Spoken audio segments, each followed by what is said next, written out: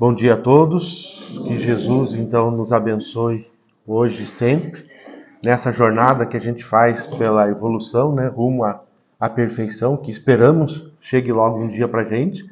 E para isso a gente sempre se debruça sobre toda a obra que Jesus e os bons espíritos nos trouxeram, através de vários médiuns dedicados e abnegados que se dedicaram ao trabalho de mediunato e ser o intermediário entre esse mundo espiritual e o nosso. Dentre eles, naturalmente, não poderíamos deixar de falar de Chico Xavier, que através dos seus mais de 400 livros nos trouxeram tantas coisas boas, né?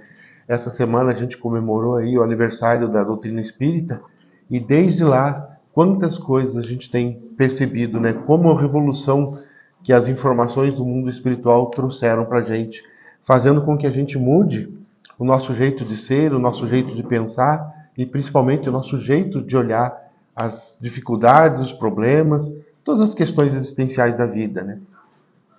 Então, dentre todos esses mais de 400 livros de Chico Xavier, não há nenhum que não seja menos importante do que o outro. Cada um tem. Mas, como somos encarnados, né, a gente sempre tem as nossas preferências, né? E para mim, particularmente, um dos que mais calam fundo no coração é Paulo e Estevão. Para quem nunca leu Paulo e Estevão, ele traça toda a trajetória de Saulo de Tarso até chegar em Paulo de Tarso. Então ele conta a história desse homem duro, rígido, doutor da lei do Sinédrio, que procurava levar a lei de Israel ao pé da letra, sendo até duro e implacável com os ditos inimigos da religião. Ele, um dia, como todos nós encarnados, se apaixonou também. E aí ele descobriu em Abigail o amor que ele tanto pensava procurar e que não encontrava. E que por coisas do destino, acabava jogando essa energia para outros pontos. Mas o amor de Abigail, e que foi correspondido por ele, fez com que o coração duro de Saulo começasse a amolecer. Mas ainda estava no momento de transição, ainda estava inflexível. E sem perceber, ele leva para a condenação seu próprio cunhado, sem saber, que é Estevão, que era considerado por Paulo um inimigo da lei, um inimigo da religião. Era um revolucionário, porque estava bagunçando as estruturas da religião na época. E aí, para quem não leu o livro, fica a sugestão de leitura, ele leva Estevão, então, à condenação, sem saber que era o seu cunhado. Mas esse amor de Abigail por Paulo, então Saulo ainda, fez com que ele começasse a ver as coisas por um outro ponto de vista, amolecesse um pouco mais. Mas as questões do destino, sempre tem o destino, né, fizeram com que Abigail retornasse ao mundo espiritual antes deles completarem aqui na Terra aquela conjunção amorosa que todos nós ansiamos aqui ainda, né? E aí isso trouxe para ele também um pouco de revolta ainda, recrudesceu aquela revolta que ele tinha. E ele considerou o cristianismo como o grande culpado pela perda da sua amada. E ele foi atrás daquele que ele personalizou como responsável por tudo, para que pudesse então se vingar. Então, a caminho de Damasco, a gente encontra essa palavra, essa frase é célebre, né? Ele encontra finalmente Jesus no caminho da sua vingança. E aí ele pergunta: Saulo, Saulo, por que me persegues? Aí que ele entende em si. Aí que ele cai em si e percebe o erro que ele estava cometendo. Que a vingança que ele estava buscando não ia resolver os seus problemas. E isso não ia trazer também o amor que ele, a verdade, nunca tinha perdido. Porque Abigail, mesmo no mundo espiritual, continuou o amando. E eles tiveram vários encontros, inclusive com aquele que foi sua vítima, né, Estevão, e tiveram vários colóquios, várias conversas em desdobramento espiritual. E nessas conversas, Abigail trazia para Paulo a mansidão e o carinho que toda mulher tem para ajustar aquele coração ainda febril, aquele coração ainda impetuoso de querer buscar reformas ou mudanças imediatas. Ela foi trazendo paulatinamente doçura no seu coração para que ele se tornasse o que a gente conhece hoje como Paulo de Tarso. A gente vê que não é de hoje, né, que uma mulher muda a cabeça e o coração de um homem, né? Isso vem de muito tempo. E foi assim mesmo, pela doçura de Abigail, que Paulo, então, deixou o Saulo para trás e se tornasse aquilo que é, a ponto dele um dia chegar a dizer que já não era mais ele que vivia, mas o Cristo é que vivia nele. E nessas conversas, numa dessas conversas muito importantes, a gente extrai os tópicos que a gente vai conversar aqui hoje, que a gente chamou o legado de Abigail. Porque Paulo, já envolvido nas tarefas do cristianismo, mais apto a trabalhar melhor as questões, tinha ainda muitas dúvidas, muitas inquietações. E numa dessas conversas ele chegou para Abigail e perguntou: o que fazer então, Abigail? Já que você já está, ele não diz exatamente com essas palavras, né? Mas como você já está mais próxima a Cristo, mais perto desses ensinamentos, o que a gente pode fazer para adquirir essa compreensão perfeita dos desígnios do Cristo? Porque ler o Evangelho, estudar o Evangelho, é muito bom, legal, recomendo plenamente. Mas só isso não basta. Pegar o Evangelho e ler ali no Evangelho do Lar é maravilhoso, nos conecta com as energias do bem. Mas se a gente ficar só na leitura, somente naquela compreensão rasa, somente na superficialidade dos ensinamentos, e não trazer para o nosso dia a dia, não trazer para a nossa realidade, a gente vai estar só adquirindo cultura, mas ainda não estaremos plenamente transformados. E Paulo queria saber de tudo isso. Ele já estava estudando, já era um profundo conhecedor da Torá, estava ali conhecendo as palavras de Jesus, que ainda não estavam escritas. Ele não tinha o Evangelho de Mateus, Lucas, João, como a gente conhece hoje, mas ele já tinha ouvido das palavras dos seus companheiros, de Pedro principalmente, as lições de Jesus. E ele ainda não entendia, não compreendia como fazer para adquirir essa compreensão perfeita. E ele pergunta então para Abigail, como fazer para adquirir a compreensão perfeita dos desígnios do Cristo? E aí Abigail manda a primeira lição, que são 4 verbos, 4 palavrinhas que, se a gente colocar em prática, vai nos ajudar muito.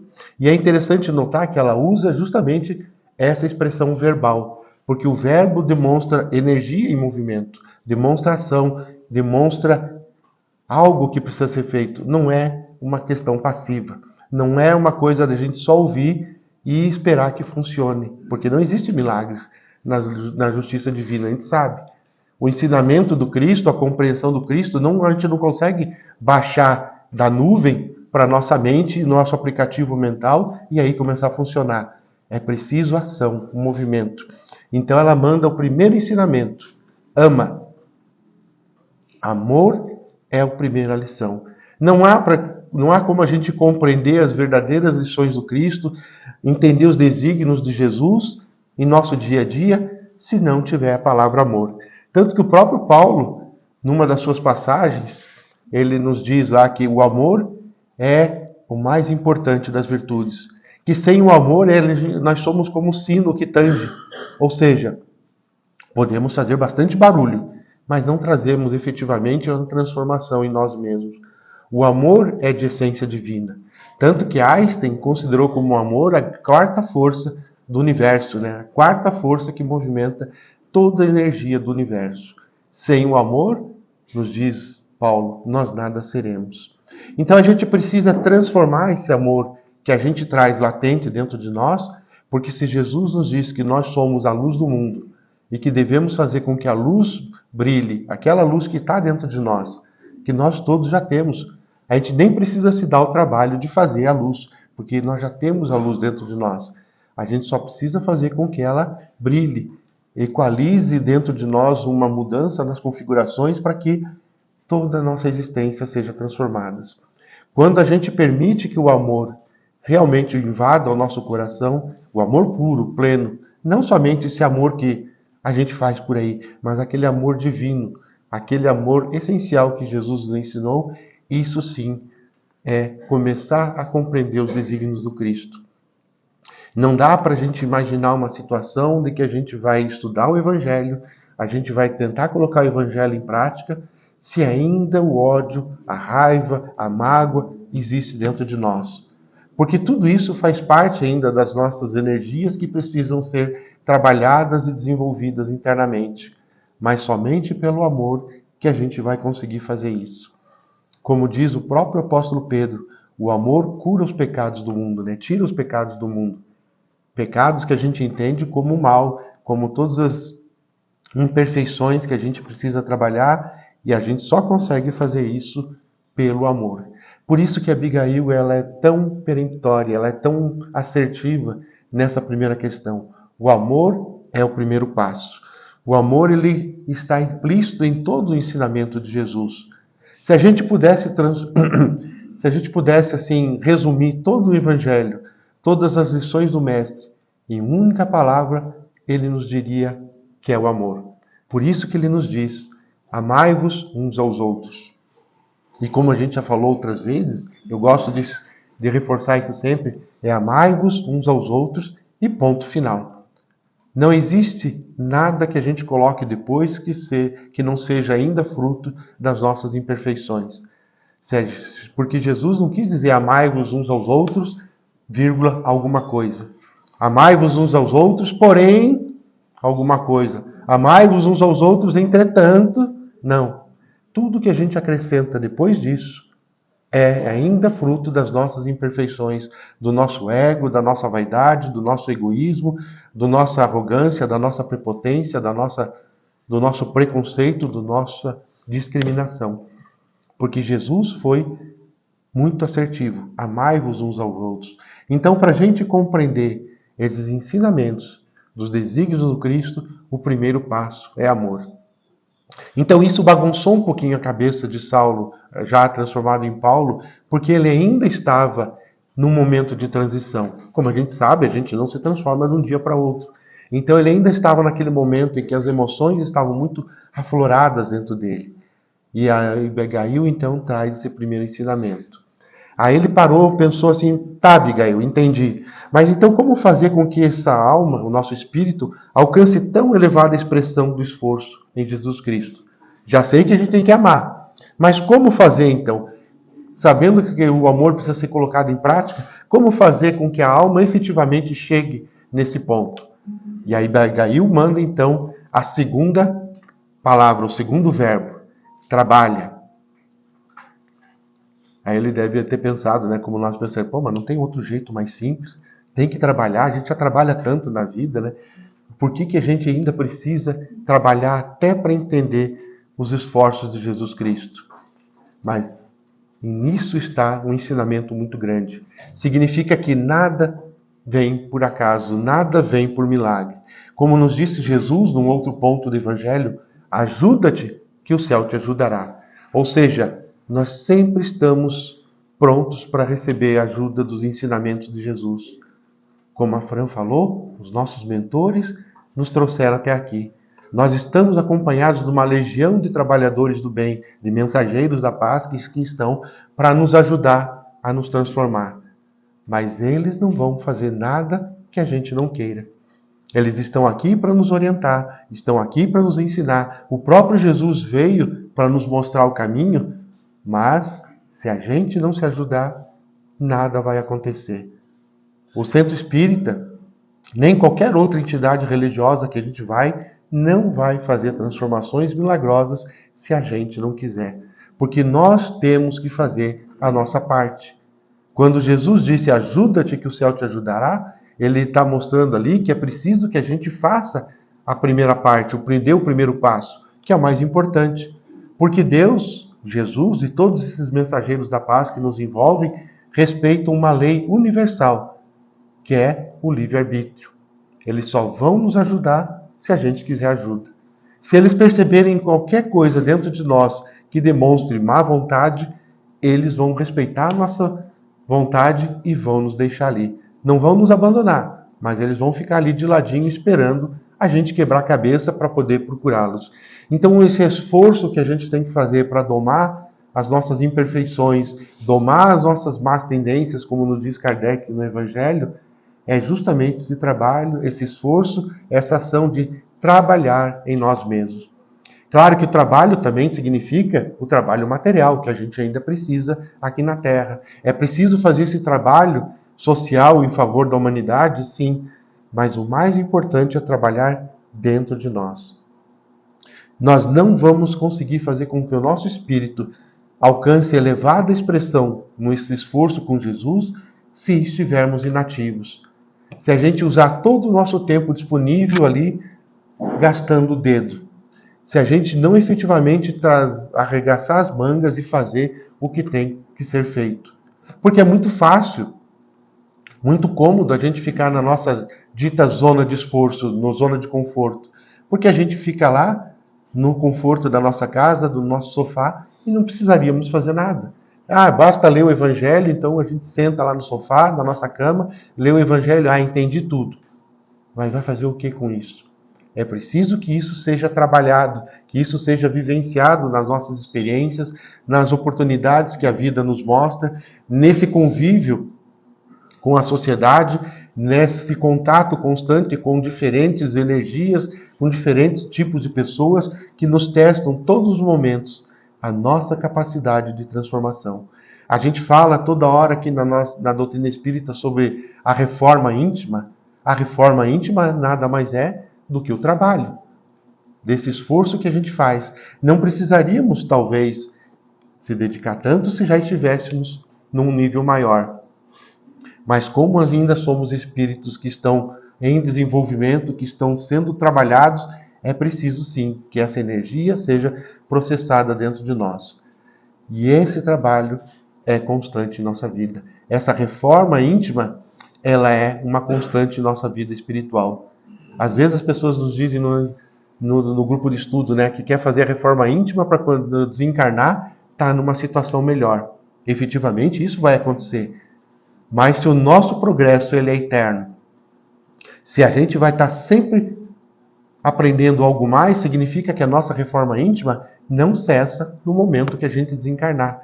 Ela vai continuar ad eternum, porque estaremos sempre em condições de aprender um pouco mais, sempre em posição de elevar ainda mais o nosso esforço na compreensão dos desígnios do Cristo. Então esse é um trabalho interno que a gente tem. Claro que vai ficar um pouquinho mais fácil a cada vez, mas é preciso que a gente faça isso.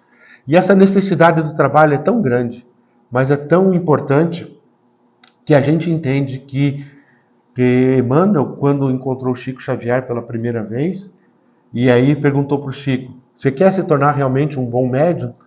Aí o Chico disse sim. E aí o Emmanuel disse para ele, isso vai te dar muito trabalho. Claro que ele estava falando na questão da mediunidade, mas também para que a mediunidade pudesse ser bem ocupada, bem trabalhada dentro de nós, era preciso que a gente fizesse a nossa reforma moral. Então isso dá muito trabalho. E Chico falou, não, eu já trabalho desde criancinha, então trabalho não é o problema. E o Emmanuel falou, é verdade, mas para isso, para que esse trabalho gigantesco aconteça dentro de nós, ele passou para o Chico 3 lições, que servem para nós também, para a gente trabalhar. Talvez nem todos nós trabalhem na mediunidade, mas todos nós trabalhamos nas nossas questões profissionais, todos nós trabalhamos as emoções afloradas da nossa família, todos nós trabalhamos as nossas energias em necessidade de vigilância na vida cotidiana, no trânsito, em todo lugar. Então, como trabalhar tudo isso dentro de nós?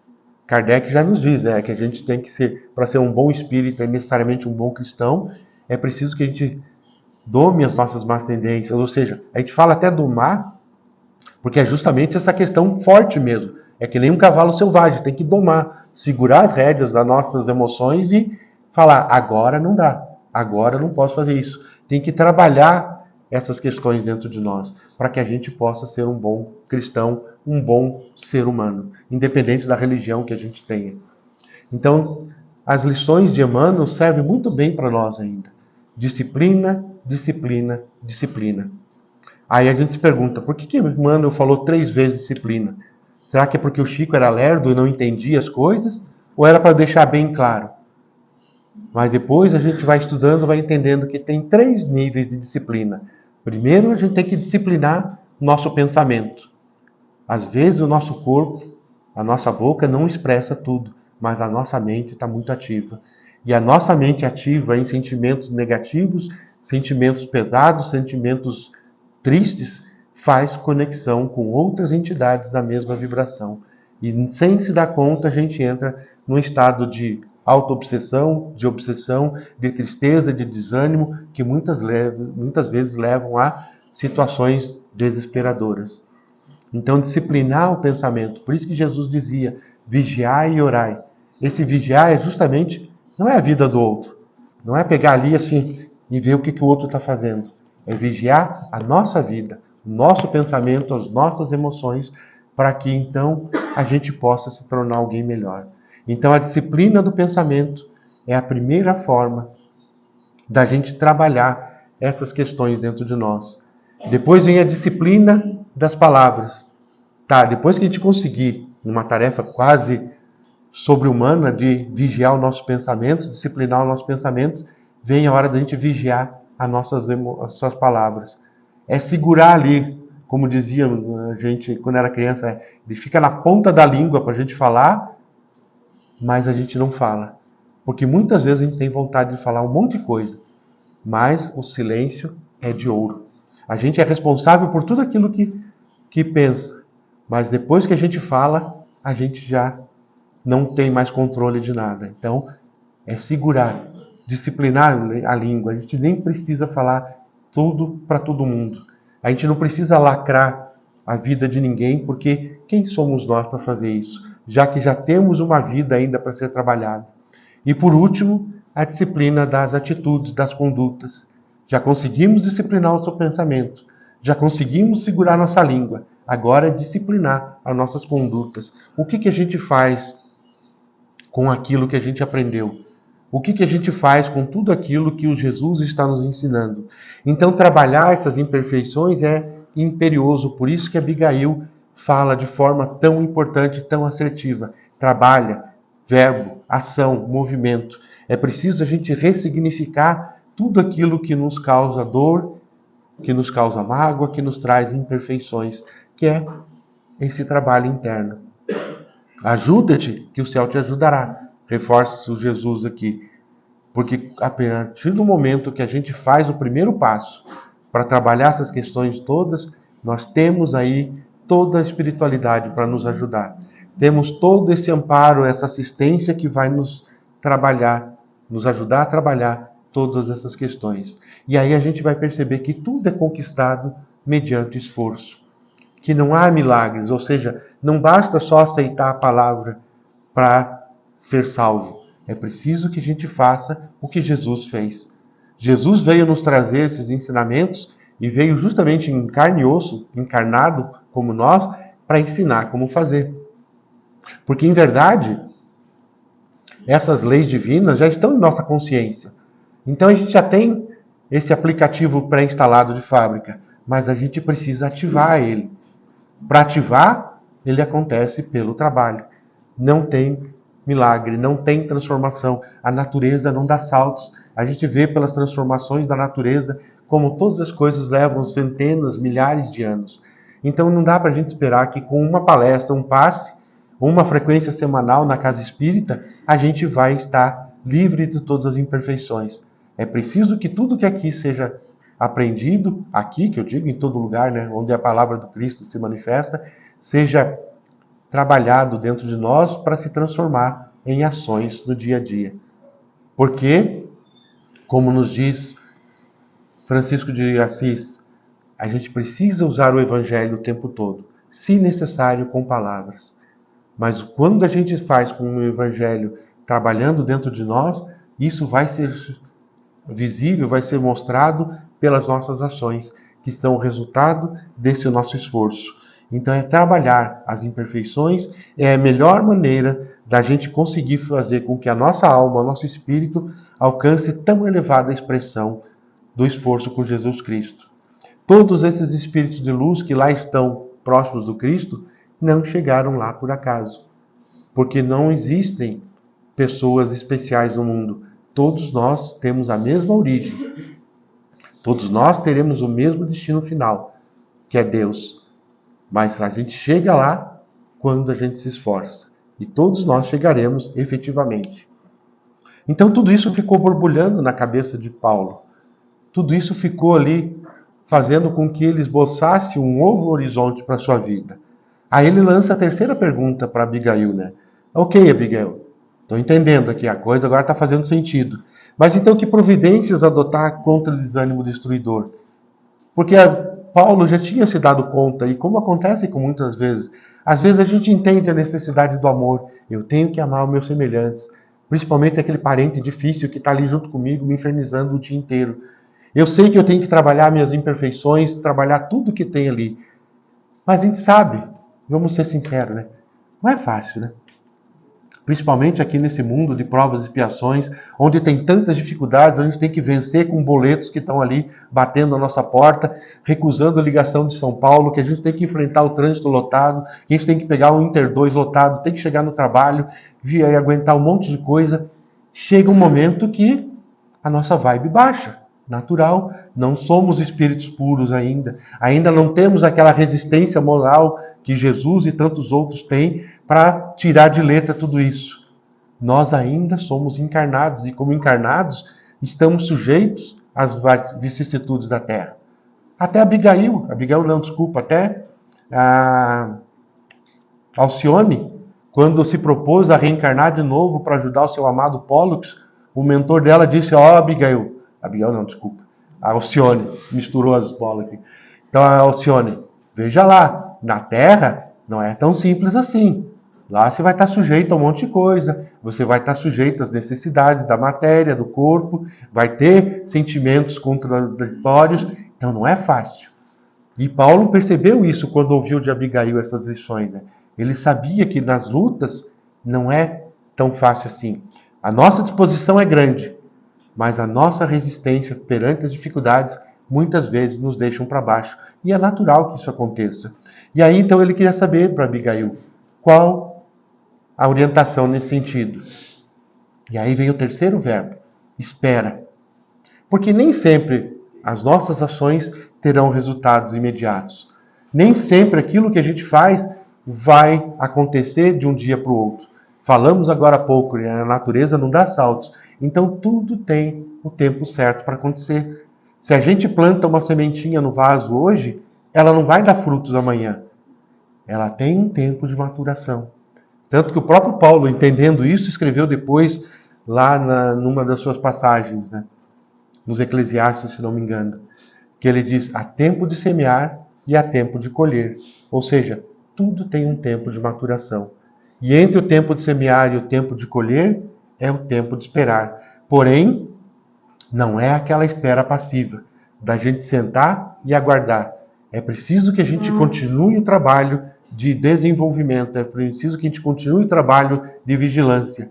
A gente lança semente sobre a terra, mas é preciso que a gente adube, que a gente ague, que a gente retire as sementes, as ervas daninhas, que a gente faça as devidas podas, ou seja, é uma espera ativa, uma espera produtiva, para que a coisa aconteça. Em tudo que a gente vai fazer na vida, é necessário o tempo de esperar. Em tudo. Então, não adianta a gente ter pressa. A gente até tem, né? Nesse mundo que a gente vive hoje, principalmente desse século XXI, onde as coisas são muito dinâmicas, a gente não tem mais paciência para nada, a gente não consegue nem aguentar ouvir um áudio de 1 minuto e meio sem apressar ele no WhatsApp, porque quem que fica 1 minuto e meio, 2 minutos falando num áudio? O que custa escrever ali para ficar mais fácil? Mas a pessoa tem que mandar áudio. E a gente tem que ouvir lá 1 minuto e meio. Então a gente apressa 1,5, 2, e a gente queria que tivesse 3 ali. Tudo bem que a gente não vai entender nada, mas só para a pessoa achar que a gente ouviu. Porque a gente não tem mais paciência. A gente não consegue esperar. Então o que a gente precisa esperar, aguardar com esse ensinamento de Abigail é espera. Tudo tem o seu tempo. Tudo vai acontecer na hora certa. Não existe fórmulas mágicas. Se a gente resolve fazer um investimento financeiro, por exemplo, se amanhã eu coloco lá na corretora R$1.000 para aplicar, não adianta eu querer que ele seja R$1.000 se transforme em 2.000 no dia seguinte. Há um tempo para que as coisas aconteçam. Se a gente se coloca um trabalho de fazer uma atividade física, por exemplo, não adianta querer que a gente levante os 200 quilos no primeiro dia. É preciso um tempo. Trabalhar as nossas questões e esperar que o tempo faça as transformações. Então essa espera é essencial. Isso nos mostra também o quanto a gente tem que acreditar. Isso vai desenvolver a nossa fé, a nossa esperança. Porque a gente sabe que depois de todas essas questões, depois de todas essas circunstâncias, muitas vezes pesadas, que vão baixar a nossa vibração, a gente vai conseguir superar tudo isso. Porque, como nos diz Maria de Nazaré, através do Chico, tudo passa. Tudo se transforma, tudo se melhora. Porque é o destino natural das leis divinas. Deus não nos fez para o sofrimento. Deus não nos fez para passar por karmas. Ele está nos dando apenas oportunidades da gente fazer o que precisa ser feito para vencermos as nossas questões e sermos pessoas melhores. Por isso que ele nos diz, cada um segundo suas obras, ou seja, é pelo seu esforço, pelo seu trabalho, pelo seu amor, pela sua espera, é que você vai ter resultados. Então a gente tem que aprender a dominar essa nossa impaciência e saber que cada coisa acontece no tempo certo. Cada pessoa vai se transformar no tempo certo. Não é porque a gente descobriu a palavra hoje, que a gente entendeu os desígnios do Cristo, que todo mundo entendeu ao mesmo tempo. Então essa espera que o outro também chegue aonde nós estamos é imperioso. Esperar também que o outro chegue no momento de compreender as nossas questões é também uma expressão do amor. Então tudo acontece como tem que acontecer no tempo certo. Isso nos ensina muito sobre a vida, nos ensina muito sobre a questão de desenvolver a fé, a paciência, a perseverança. Perseverança é justamente isso. O desânimo destruidor vai chegar sempre, isso é inevitável. E a gente tem que aprender a lidar com isso. Não adianta a gente achar que não terá desânimo. Nós todos teremos. Hoje a gente pode sair daqui alegre e satisfeito. Puxa, tomei um passe que fez uma limpeza, limpou. Então a gente chega ali para começar a segunda-feira cheio de energia. Mas vamos lembrar que a gente vai enfrentar dificuldades nessa semana. Todos nós teremos, por isso que Jesus disse. Ele já nos deu até de forma profética, mas também é um alerta gigantesco. Nesse mundo tereis aflições, então não espere vida fácil. Não espere um caminho reto e limpo e florido o tempo todo. Vai ter aflições, mas tende bom ânimo. Espera, trabalha, perdoa, faz todo o seu esforço para se tornar alguém melhor. Porque se a gente perseverar no bem, a gente vai chegar lá. Paulo de Tarso compreendeu isso na própria pele. Da dureza de Saulo até a bondade de Paulo foi um longo caminho de mais de 40 anos. Enfrentou resistência em todo lugar, falava para quem não queria lhe ouvir, ele fazia ações que não faziam sentido e muitas vezes isso acontece com a gente também. A gente faz coisas que parece que não tem resultado nenhum. Mas eu vou lá, falo para a pessoa, ela parece que não me escuta. Eu vou lá, faço e parece que não dá resultado. Espera. Tranquiliza. Tudo tem o seu tempo certo. Quando a gente adquirir essa virtude da paciência, da perseverança e saber esperar sem desesperar, aí a gente consegue vencer o desânimo destruidor.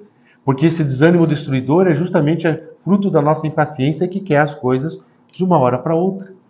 E a gente tem que saber que não é bem assim que funciona. O próprio Cristo levou milhões e milhões de anos para chegar onde ele chegou. Mas ele chegou. Então, para a gente poder chegar no mesmo processo, há um tempo de maturação. E é por isso que a disciplina que Emmanuel nos ensinou e que faz parte do nosso trabalho vai nos ajudar muito nisso. A disciplina faz com que a gente espere de forma tranquila, sem entrar na vibe negativa. Vai ter momentos de desânimo, de tristeza, sim. E o próprio Emmanuel, ou André Luiz, se não me engano, diz que quando o desânimo chega, é o momento da gente parar. Não tem problema nenhum a gente, às vezes, parar um pouquinho, ganhar forças, se restabelecer, procurar ajuda de um amigo, de um atendimento fraterno, de um passe, ou de qualquer outra questão que a gente esteja envolvido, mas não deixar que aquilo se instale. Não deixar que aquele desânimo efetivamente nos destrua, porque esse próprio desânimo ele é destruidor se a gente permitir. Mas se a gente aprender a lidar com ele e conviver com ele, ele vai ser também a nossa motivação para seguir em frente. Porque a gente sabe que depois de tudo isso, as coisas chegam lá. E aí Paulo chega para Abigail, deve ter falado assim, pô, não tá fácil, né, Abigail? Não tem um jeito melhor da gente conseguir tudo isso? Não tem. Desculpa, nesse mundo tereis aflições mesmo, já disse Jesus, mas tenhamos bom ânimo. E aí ele faz a sua quarta pergunta para Abigail, né?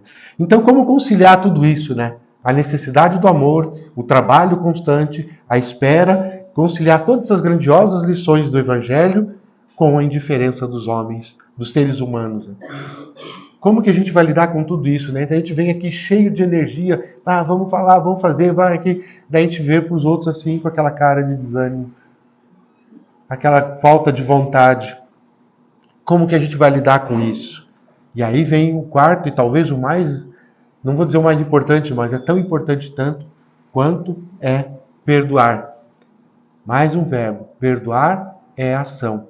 Ou seja, se o outro não consegue compreender o nosso momento, perdoa, porque, como falamos agora há pouco, ele pode não estar no mesmo nível que a gente, pode não estar na mesma vibração, na mesma energia, pode não estar na mesma vibe, como a gente chama hoje.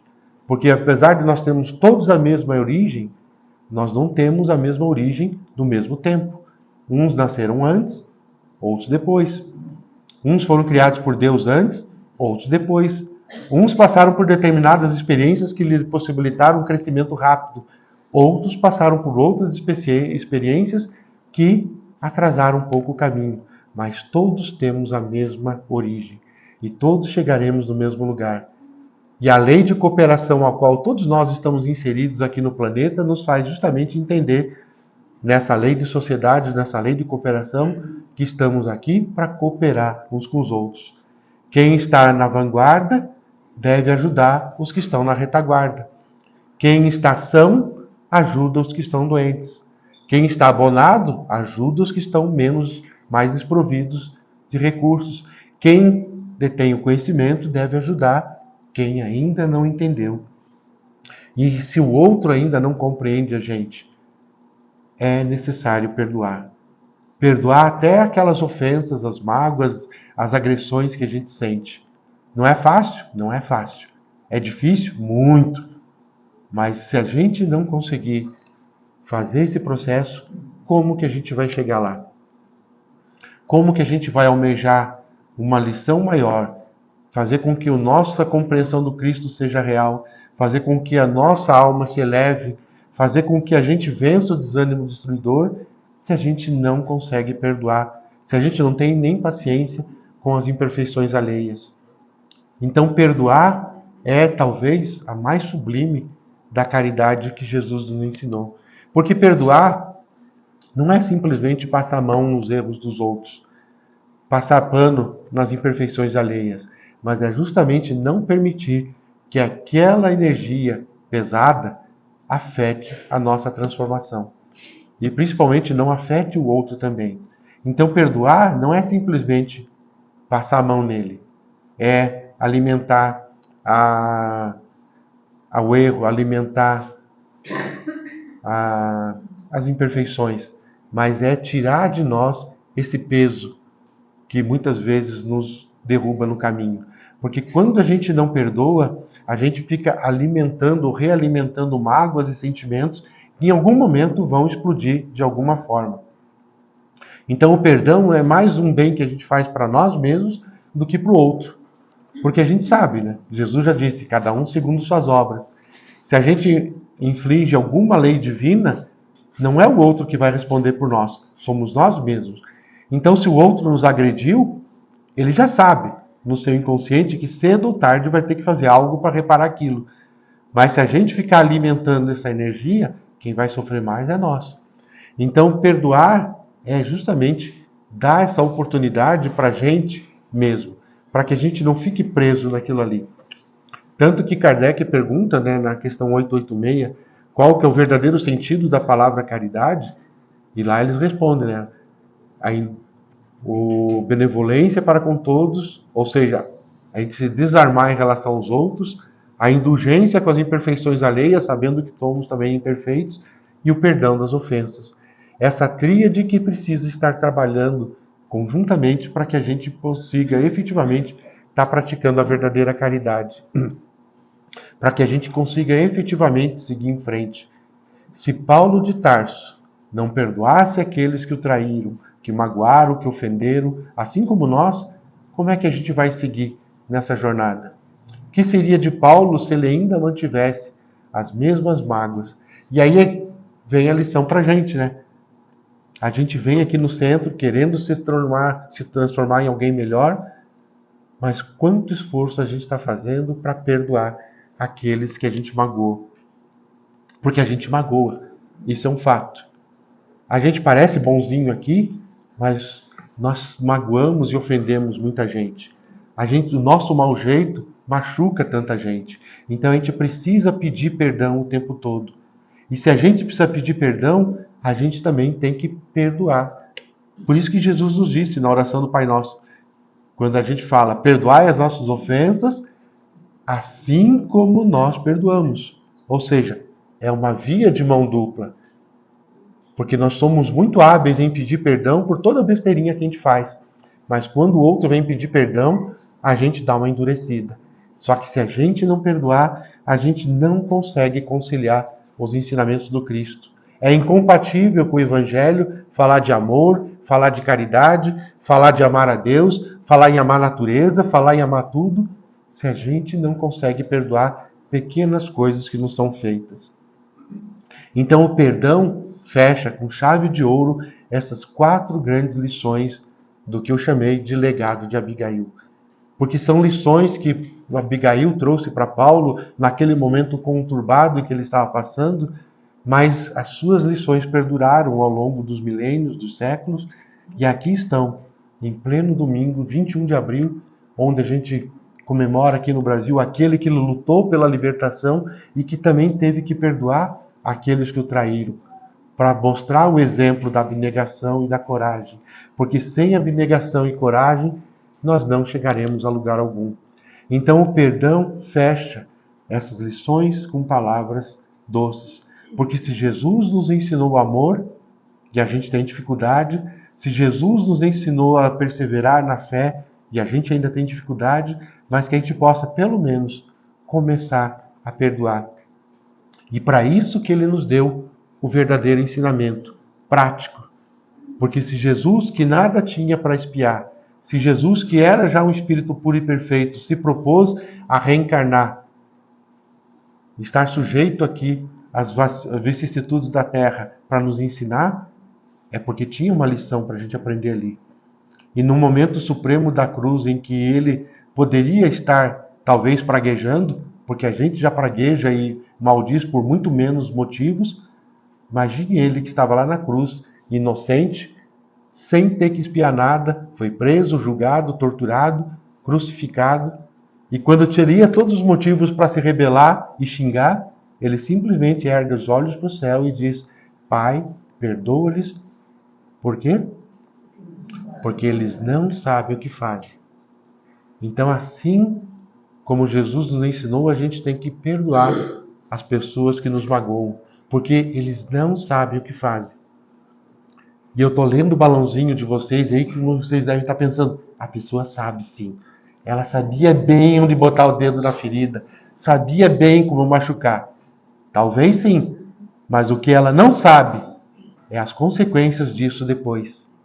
Ela não sabe que depois dessa oportunidade, ela vai ter que reparar aquela falta que ela causou na gente. E que a dor que ela está fazendo sentir para a gente vai ser sentida por ela mesma. Não porque a gente vai se vingar, porque a gente não precisa mais disso. Somos espíritos mais elevados, né? Mas a consciência delas vai fazer com que essa dor chegue. E se não for nessa vida, em alguma outra vida, essa dor vai chegar. Essa necessidade de reparação dolorosa vai chegar. Então isso as pessoas não sabem.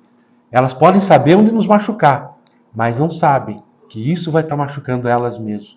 Por isso que Jesus nos recomenda, perdoai-lhes porque eles não sabem o que estão fazendo.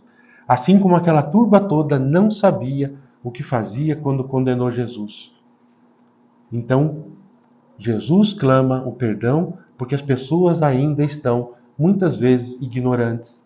Não no sentido pejorativo das coisas, mas ignorantes na profundidade das leis divinas, ignorantes das verdades que o Evangelho nos traz, ignorantes das lições que Deus nos manda todos os tempos. Por isso que o estudo é importante, por isso que o trabalho conjunto é importante, por isso que o amor é necessário, por isso que o trabalho das nossas imperfeições é necessário, por isso que a espera é necessária, por isso que o perdão é importante. Não seguiremos na jornada espiritual avançando em passos largos como a gente quer, como todos nós queremos, se a gente ainda guardar mágoas daqueles que nos feriram. Então, é perdoar, porque eles não sabem o que estão fazendo. O exemplo de Jesus, os exemplos de Paulo, o legado de Abigail, aí está para nosso aprendizado. Mastigadinho já para a gente não ter dúvidas. Então, como diz o ditado, o golpe está aí, cai quem quer. Mas o evangelho está aí, entra quem quer. As lições do Mestre, as lições de Deus, as leis divinas, aí estão. Vamos nos conectar quem quer. Temos o livre-arbítrio. Mas quanto antes a gente se dedicar, quanto antes a gente se esforçar, quanto antes a gente trabalhar as nossas questões para ser um espírito melhor, não para ser melhor que o outro, mas para ser melhor do que nós mesmos, mais rapidamente a gente vai conseguir elevar o nosso pensamento e compreender efetivamente as lições de Cristo, que é, de forma resumida, as leis divinas que já estão dentro de nós. Então, é necessário colocar as mãos à obra, sair da nossa zona de conforto, sair do nosso comodismo e fazer o que efetivamente precisa ser feito. Porque se é cada um segundo suas obras, com certeza nós seremos os maiores beneficiados por todo o esforço que fazemos em prol de nós, da sociedade e estarmos unos com Jesus, com Deus, na nossa jornada evolutiva. Agradeço pela atenção de todos, que tenhamos um excelente domingo, muita paz e luz. Obrigado.